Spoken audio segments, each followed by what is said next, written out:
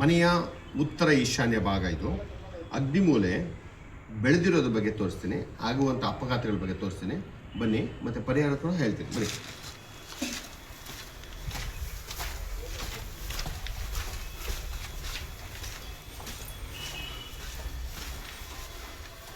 ಇದು ಅಗ್ನಿಮೂಲೆ. ಇದು ಅಗ್ನಿಮೂಲೆಯಲ್ಲಿ ಪೂರ್ವ ಅಗ್ನಿ ಬೆಳೆದಿರೋದಿತ್ತು ನೋಡಿ, ಹೀಗೆ ಬೆಳ್ಕೊಂಡು ಹೋಗಿದೆ.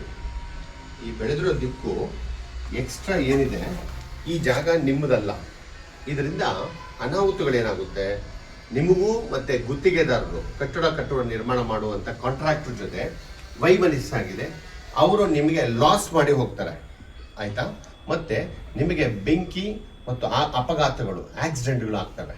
ಮತ್ತು ಹಣಕಾಸು ಎಲ್ಲಿಲ್ಲದ ಮುಗ್ಗಟ್ಟಾಗಿ ಕೆಲಸನೇ ಸ್ಥಗಿತ ಆಗುತ್ತೆ. ಈ ಅಗ್ನಿಮೂಲೆ ಇಷ್ಟು ಬೆಳೆದಿದೆ ನೋಡಿ. ಇದು ಅಗ್ನಿಮೂಲೆ, ನೀರು ನೇರ ಇದೆ, ಬೆಂಕಿ ಮುಂದೆ ಬಂದಿದೆ. ಅಗ್ನಿಮೂಲೆ ಬೆಳೆದಿರೋದಂದ್ರೆ ಇದೆ, ಈ ರೀತಿ ಬೆಳೆದಿರೋದು. ಈ ಥರ ಬೆಳೆದಿರೋ ಜಾಗನ ಮರ್ತೋಗಿ ಇಲ್ಲಿಂದ ಇಲ್ಲಿಗೆ ಗೋಡೆ ಫುಲ್ ಕಟ್ಟಿಸಿ, ಆಯಿತಾ. ಇದು ನಿಮ್ಮದಲ್ಲ ಅಂತ ತಿಳ್ಕೊಂಡು ಮನೇನ ಸಂಪೂರ್ಣ ಮಾಡಿಸ್ಕೊಳ್ಳಿ. ಈ ಥರ ಇದ್ದರೆ ಫಸ್ಟು ಅಗ್ನಿಮೂಲನ ಕಟ್ ಮಾಡಿಸಿ ಗೋಡೆ ಕಟ್ಟಿಸಿ, ಫುಲ್ಲು ಗೋಡೆ ಕಟ್ಟಿಸ್ಬಿಟ್ಟು ರೆಡಿ ಮಾಡ್ಕೊಳ್ಳಿ. ನೋಡ್ಕೊಳ್ಳಿ, ಹುಷಾರಾಗಿ.